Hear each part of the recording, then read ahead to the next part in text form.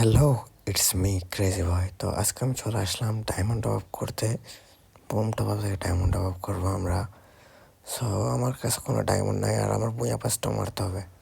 আমার থেকে কোনো টাকা পয়সাও ছিল না। সো আমার একটা ফ্রেন্ডের থেকে আমি কিছু টাকা নেই আমি দুইটা উইকলি মারি। তো এখন আমি বুয়া পাস মারতে চলে আসলাম।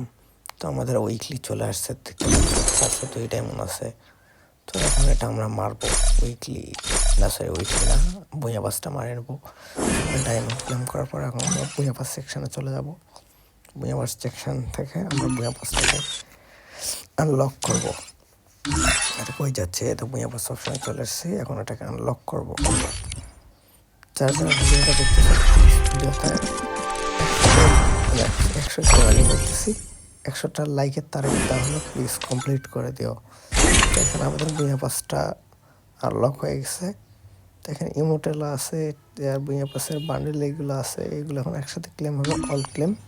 তো এখান থেকে অল ক্লেম করে নাম, আমাদের অল ক্লেম হয়ে গেছে। সো এখন আমরা এখান থেকে ব্যাক করবো, ব্যাক করে দেখবো যে কী হয়েছে। তো ব্যাক করার সাথে সাথে আমরা দেখতে পাচ্ছি এখানে আমাদের এই পেটের বক্স দিছে, যে বক্সগুলো আমি ওপেন করিনি, আমি রাখি দিছি একটা না দুইটা বক্স।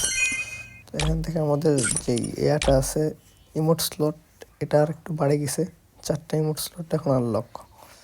তো ভিডিওটা ভালো লাগলে সবাই অবশ্যই একটা লাইক করে দিবা। Bye bye.